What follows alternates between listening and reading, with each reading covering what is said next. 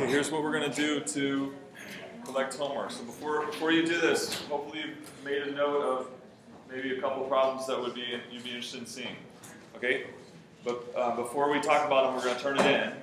And so this is what you do. Take your whole stack of paper, like over there on the left, like this. You may have stapled it. If you didn't, this will take care of it, but in the future staple it. And then you're going to fold it right down the middle, like this, on the dotted line. Okay, details are important here. And then turn it to the right, open side to the right. So you're holding it in your hand, it looks like that over there up there. And so if you stapled it, you should see the back of your staple there in the upper right-hand corner. That's where the heading goes. Okay, if you miss detail or details of this, I will deduct points. This is very easy.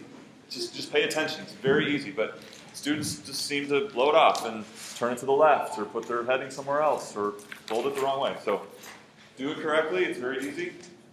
The reason is because there's, 90 of you, and then I have 3 other classes. And so the details are just important for organization, for me.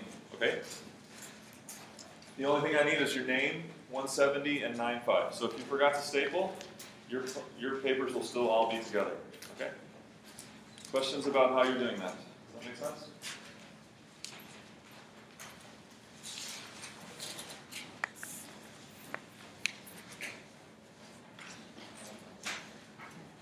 Okay, and then while you're finishing that up, how about we'll take some suggestions for ones we should do, and then we'll kind of take a vote. Go ahead.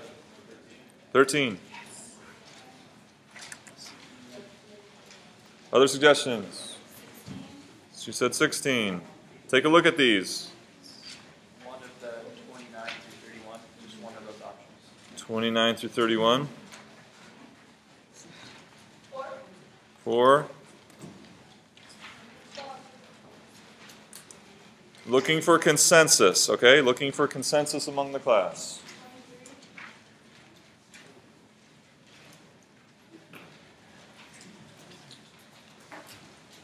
Okay, we're going to do 2 of these. We're going to do 2. So we're trying to find which would you be most interested in.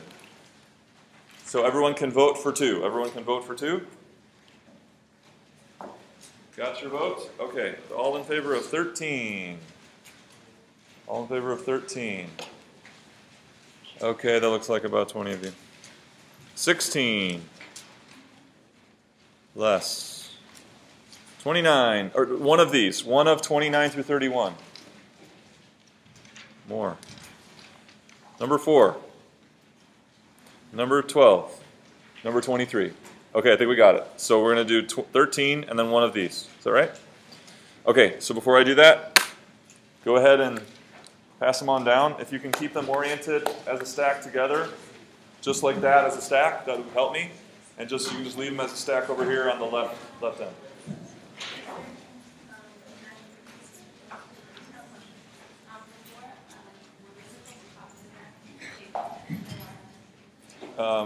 Yeah, so to make your answer, you'd have to have the graph on the table. Oh, the other thing is too, this time it's okay, but if you're ripping out of a notebook, you need to have a perforated edge. I gotta have a clean left edge from here on out, okay? I can't, again, even just 5 or 10 papers that have that, it just makes a mess, okay? So if you'd please give me a clean left edge every time. So what do we decide? 13? Okay, 13.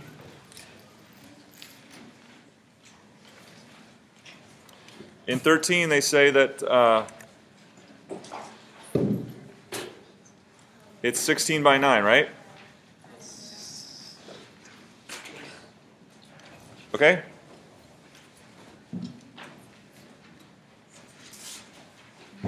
So the height is how many times larger, in part A, it says the height is how many times as large as the width. So that's asking for h equals what constant multiple of w?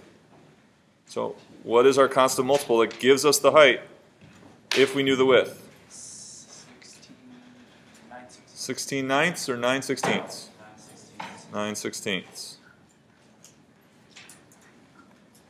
So this is how many times of the width the height is, right? So you take the width, multiply by 9/16, you get the height. Perfect, okay?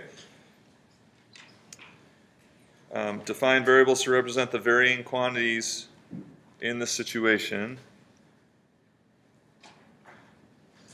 So, you know, h is the height of the screen in inches.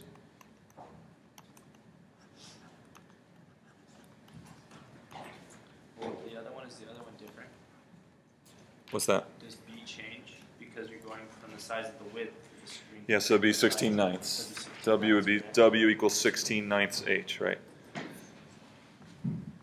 And then W equals the width. Everything else is the same. Width of the screen in inches. That'd be part C. What's the screen area of a 26-inch high definition TV? So the 26 is the diagonal, is that right? So what we can do here, oh, that's a D, we can call D equals the diagonal.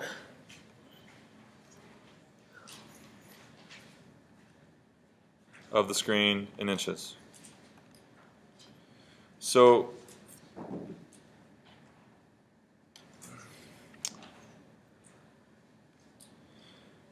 we're interested in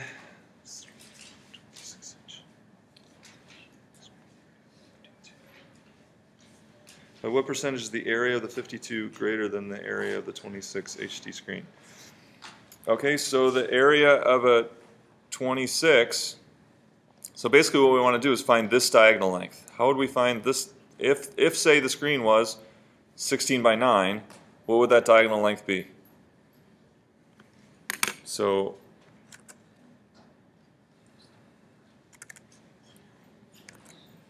wouldn't it be the square root of 256 plus 81?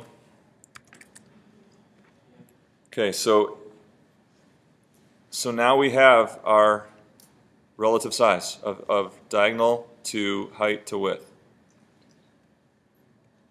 Okay, now they're talking about a different size TV with a diagonal length of what? 26?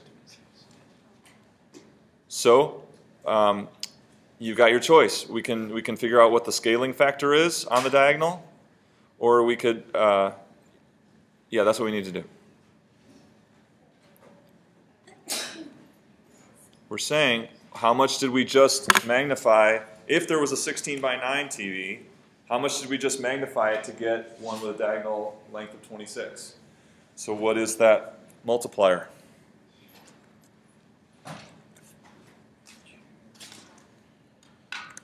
So wouldn't it be 26 over 18.36?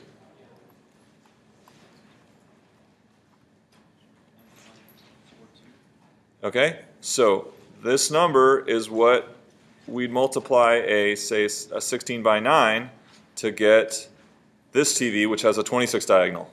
26 divided by 1836. So how do I get the new height? How will I get that new height of a 26-inch TV? Going to scale it by the same amount, right? Scaling factor. So I'm going to take 9. This will be 9 times my 26 over 18.36. Similarly, to get the new width, I'm going to scale it up by the same amount. This is our scaling factor reasoning. 16 times the scaling factor, give me the new width.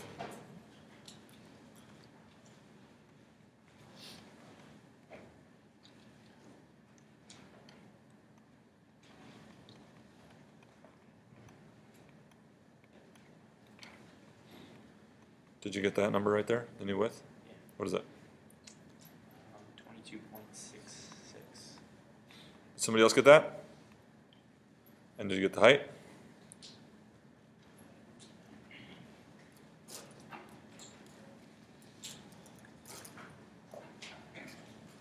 It's just going to be 4.75. So for a 26-inch diagonal TV, these are my dimensions, so I can find the area. Just width times height.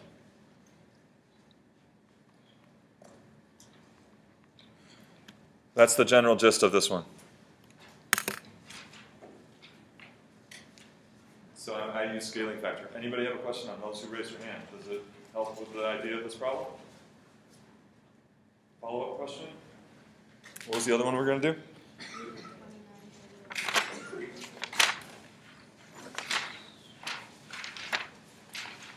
Okay, I think what we do today is going to expand on that. So rather than do those examples, I think I want to jump right in with what we're doing today, and then maybe if you, which is a continuation, so then if you,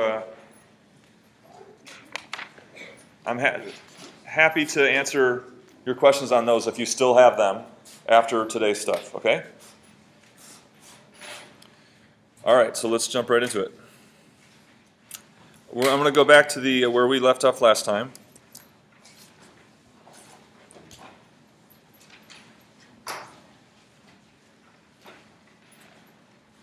And that was, we were talking about these photos, which is similar to that TV problem. Let's see, how do I make this larger? No.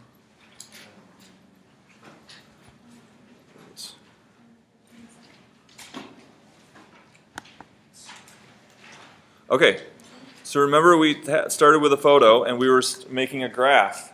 And what was the original photo? 6 by 10? So let's just pretend that's what this one is. And we said this point on the graph represented that photo. It represents the width of 10 and the height of 6.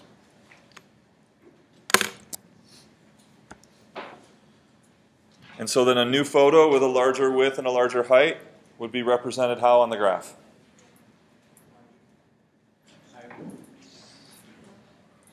With a new point on the graph that had that width and that height. Okay, similarly we can do lots of photos, and if we're preserving their image, then how is the height always related to the width? The height would always be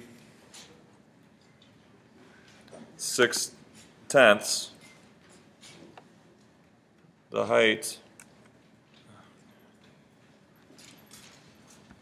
wow, sorry.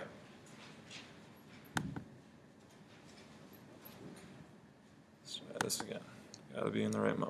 All right, here we go. So the height is always 6/10 of the width, or if we simplify that fraction. So this is our constant ratio reasoning, that if you take any width of a photo to get the corresponding height so that the image is not distorted, it would be 3/5.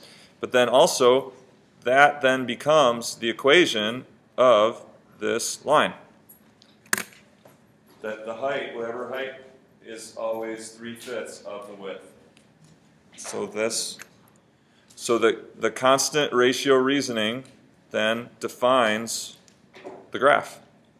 H is 3/5 of W. So this is, we're just kind of, I just want to get us back to speed where we were. So I want you to open up, we'll do this next part together, open up to page 29 in your workbook.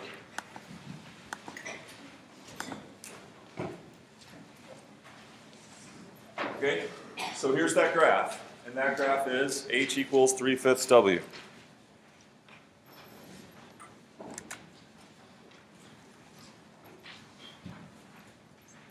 First thing it says is,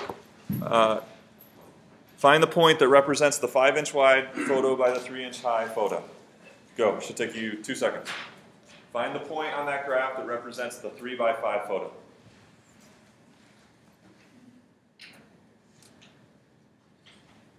You should have put the point right there. You find it? That's it. That represents that photo. Another way we can represent that is, we can say, here, look, here's my width, 5. And here's my height, 3. So we can represent it with just the point, or you can represent it with these segments showing width of 5, height of 3. And it makes a triangle, it makes a right triangle, okay? Next question. If we increase that photo by 2.5 inches to the width, draw a line segment on your graph that illustrates that change. So we've got our 3 by 5. What's a line segment on that graph that would represent increasing that width by 2.5 inches? Give it a shot.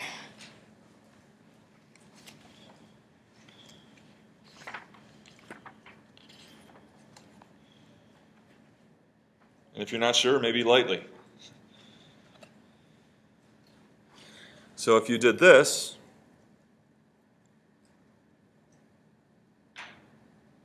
there to there, that's right. So we started here. This shows an increase of width of 2.5. Okay, what's the corresponding height? So now draw a line segment that shows the corresponding change in height if we were to increase that photo by 2.5. What would the corresponding change in height be?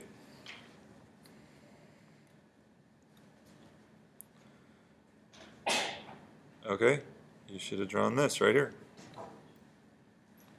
Okay, so when we started, we were starting with quantities of width and height. But now these are different quantities. This isn't a width of a photo. What is it? It's the change of width, okay? And so we use a triangle to mean change.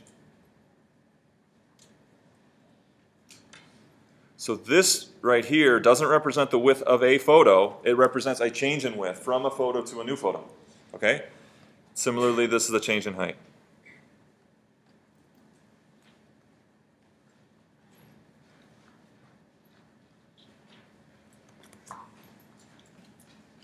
So now they ask a question there. It says, will a change of 2.5, and so what is that change in height? Is it 1.5? Okay, 1.5. Right, 0.6. Okay, so 1.5. So the question is, if given any photo, if we change the width by 2.5, do we always get an increase in height of 1.5? How do you know? So what is it about the situation that lets you know for sure? If we always increase the width by 2.5, the height's going to go up by 1.5. The slope of your line is always going to be the same. Okay, it has to do with this line. So up here, if I choose this photo and I go 2.5 over, meaning increase the width by 2.5 on that photo, up here, how much will the height go up? Same amount.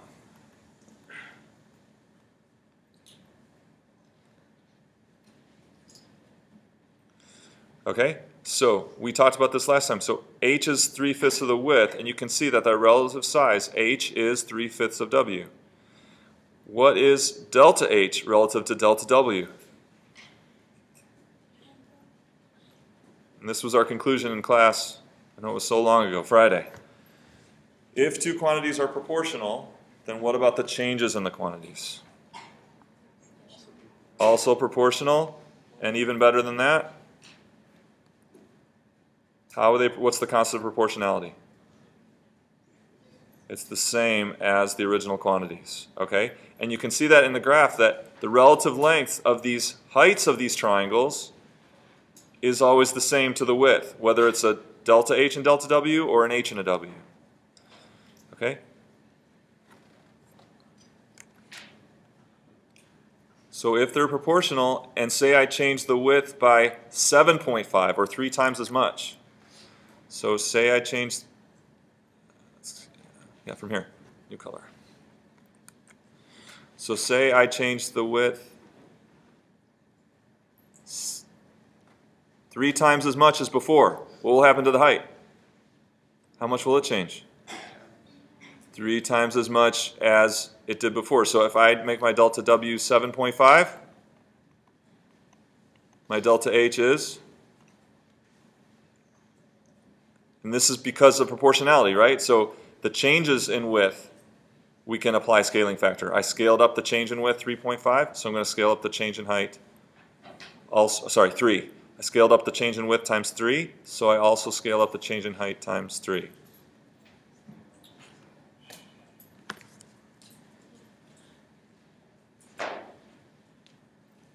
So this is picking off where we left off, but now doing it visually on the graph. Okay? If quantities are proportional, their changes are proportional in the same ratio or with the same constant of proportionality.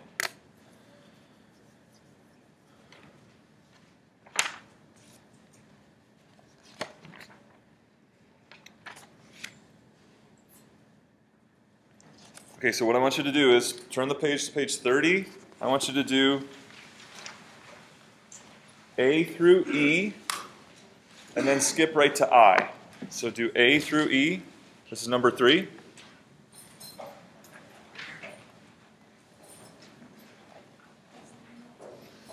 And then I. Okay? Just about 10 minutes. So really think about the situation. Always encourage you to talk amongst yourselves, help each other. Put your answers right there in the book.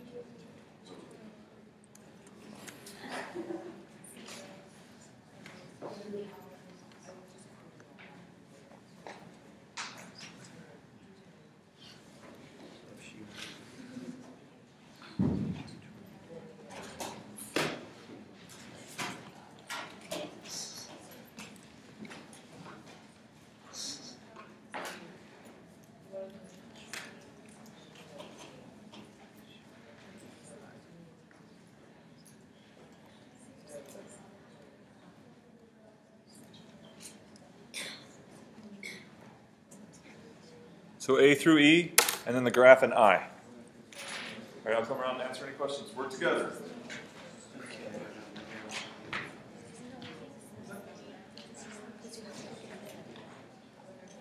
You have to get it down to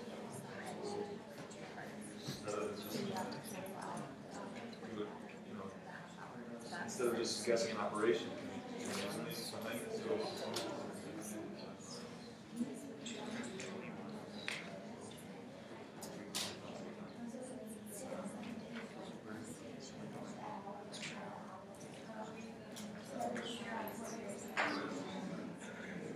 Okay, so what would that be?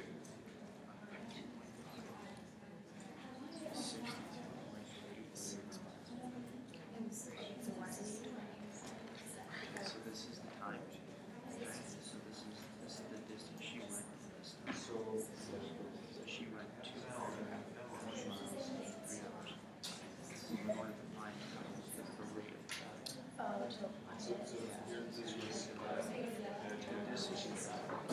Potential values.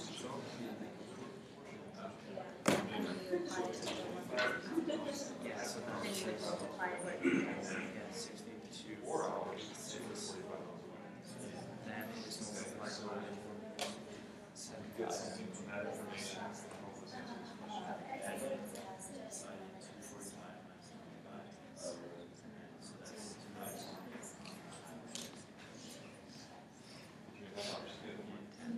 So we got, basically, constant speed. 73 Does she go this way? And then how would you find out how far? Yeah, yeah.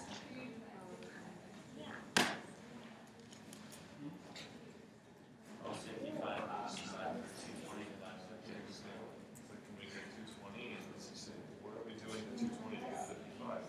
Do that same thing.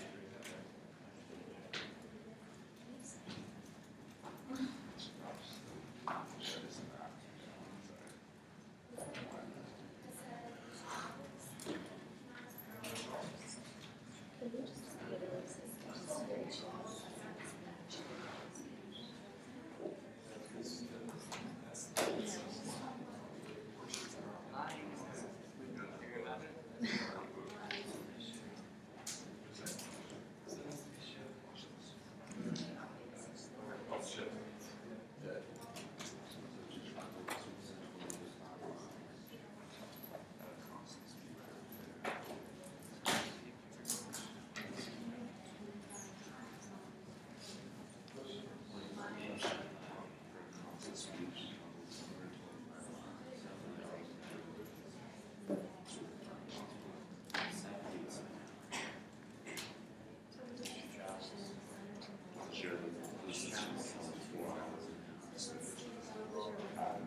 just because the rate of travel.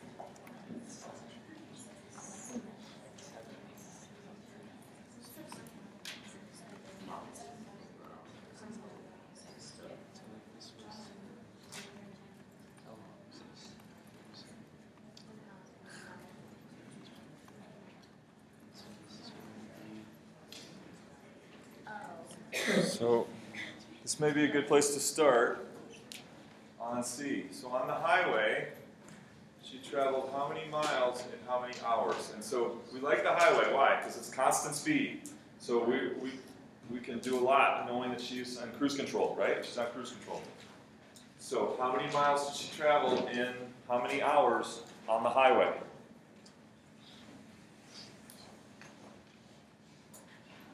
Did she travel 245 miles on the highway? How many miles? I'm just being quiet. And how many hours did that take?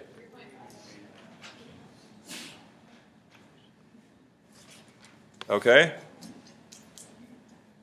So how can we find out, given any number of hours, how many miles she travels? How can we find 220 divided, what is that?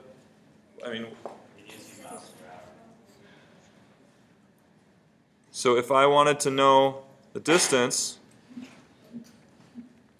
this one, given the time, traveled on the highway now. This is on the highway. What multiplier would get me from 3.5 to 220? 220 over 3.5. What's that thing called? It's our constant multiple. It gives us, given any amount of time driven on the highway, it tells us what distance we travel on the highway. It's also, he said over here, yeah, so what that is, so what is that number 220 over 3.5? 8.6? If we take 220 miles and we cut it up into 3.5 segments, then each segment represents what?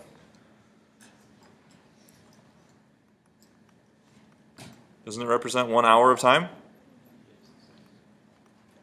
So that constant multiple then is how many miles we travel in, how many miles she travels per hour, every hour. Okay? All right, so let's look at the graph. Okay? So take a note of that. I'm going to have to erase here.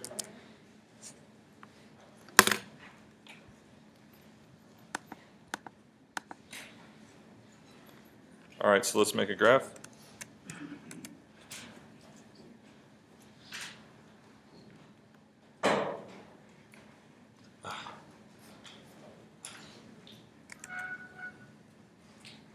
Try that again. That's pretty good. Okay.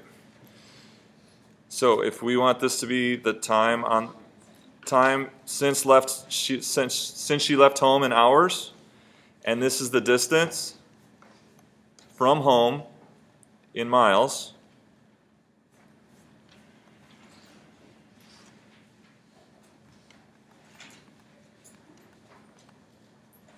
This is hours, and this is miles.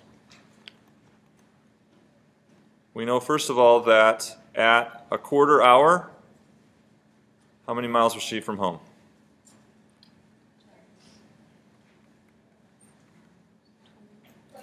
25? Thank you.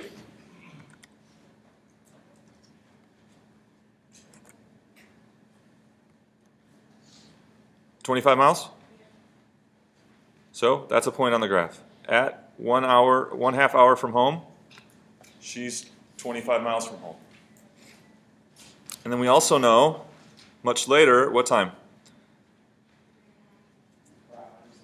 At 4 hours, she is 2:45?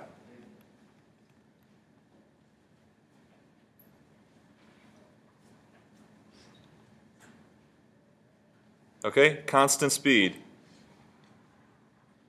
We'll just make it there.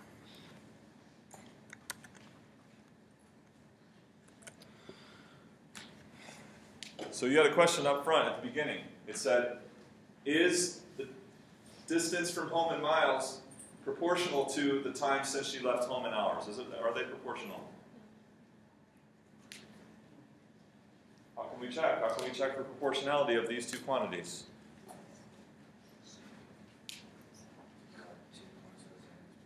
What's that? Tell me. Tell me, be specific. So, like, the first one you did 25. Okay. Divided by, like, half an hour, so 25. Great. Okay. And then you did 245. What is he checking for? Which, what's that? He's checking for constant ratio. If these two quantities are proportional, there should be a constant ratio of the one quantity to the other. So we're asking, are these two equal? Are they? No. So the quantities themselves are not proportional. Is there any proportionality involved here? Yes. What's proportional here? Overall time that it took her to do it. The time she was on the highway is like it's all the same, right? Okay, so on the highway. So that wouldn't be the time since home, but wouldn't it be a, say, like a change in time? So for instance, if she drove an hour, the first hour she drove on the highway,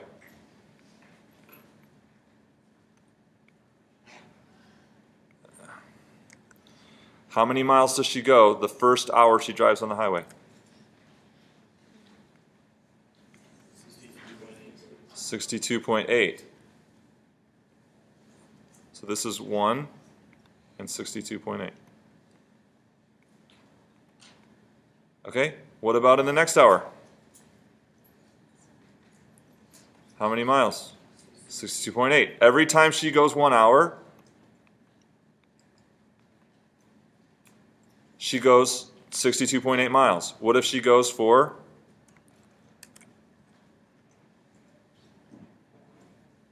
3 hours? So this is 3.5. So 3 hours.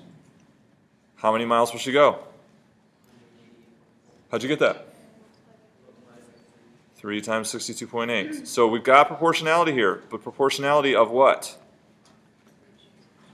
What is proportional here? It's not time since home and distance from home in miles, but what is proportional? Yeah.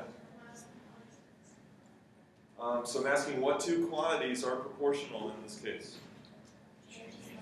Change in time on the highway and change in miles, right? So the time itself and the distance from home are not proportional. But when we're on the highway, the change in time that we're on the highway and the corresponding change in distance that we travel, those are proportional. Okay?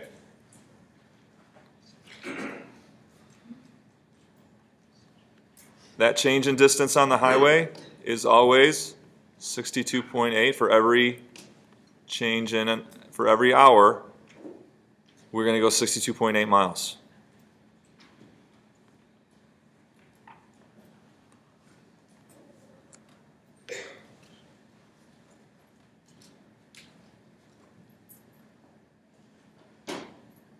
Okay, so remember the photo problem. If two quantities are proportional, then what about their changes in those quantities? Proportional? Yes. Okay. If changes in the quantities are proportional, are the original quantities proportional? Do they have to be? No. Okay? So if they could be, like in the photo problem, they're both proportional. But changes in the quantity, we can have proportionality of changes without having proportionality of the original two quantities, in this case distance and time, from home. So how do you know when the two are equal Right. proportional? Okay? So what is it about the situation that's making changes in the quantities proportional?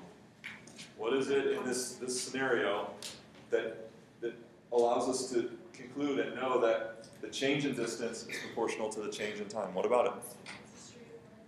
What's that? Because she was traveling at a constant speed. Because she's traveling at a constant speed. Someone else said? I said it's a straight line. And it's a line. Okay? This is the idea of constant rate of change. Okay? Can I erase what I just drew? Constant rate of change. Oh.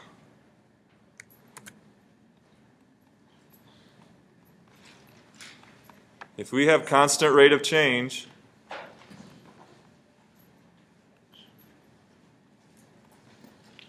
changes in the quantities are proportional.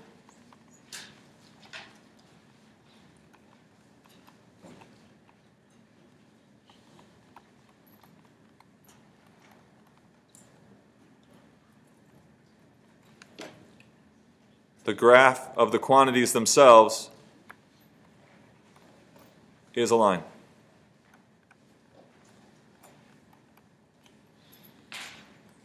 Does it mean necessarily that those quantities are proportional?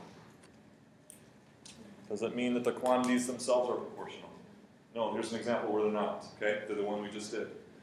But this is what constant rate of change is about. Changes in the quantities are proportional, and it will graph as a line. Okay, I want you to flip the page. 36, number 2 on page 36, go.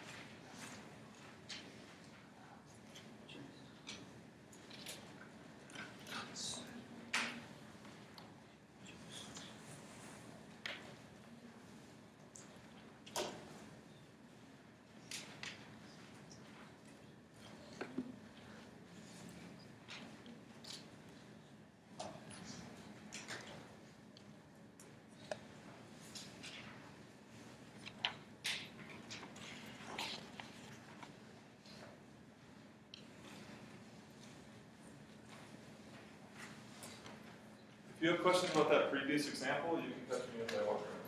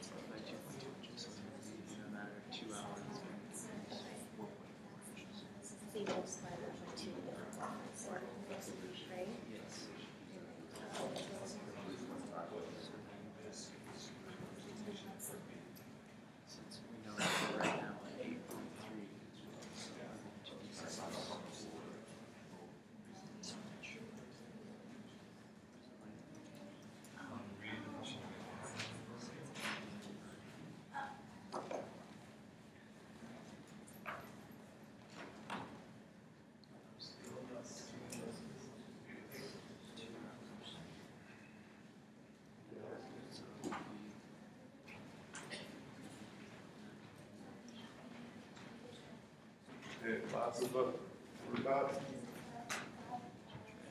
part A.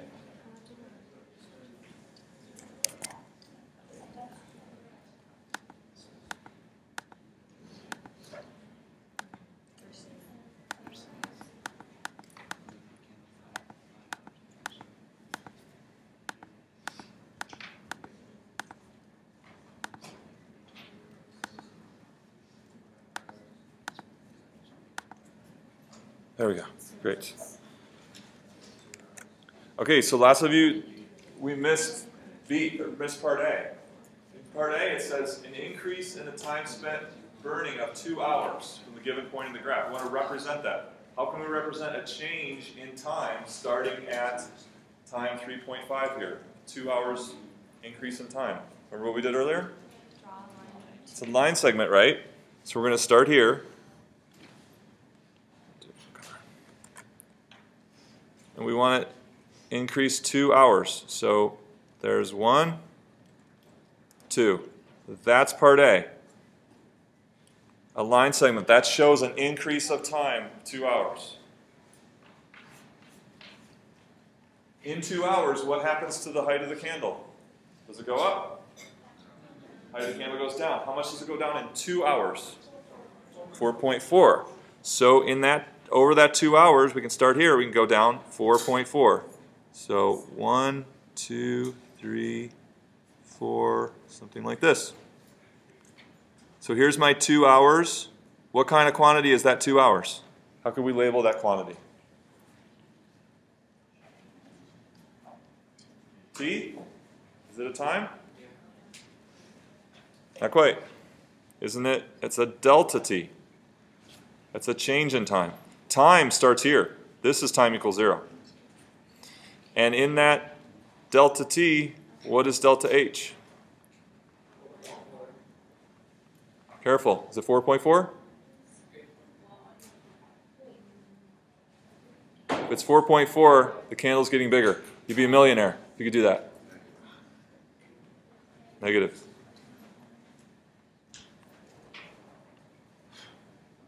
So this is how we represent. 2 hours increasing, simultaneously the height of the candle drops 4.4. So what was it? It was 8.3 before. How much did it drop? 4.4, therefore its final 3.9. So you take the 8.3 starting height. We know it changed 4.4. So this final height after 2 hours is 3.9, which is right there. 3.9. Okay? If it's going at a constant rate, then we can know that the graph is going to look like this. Constant rate of change.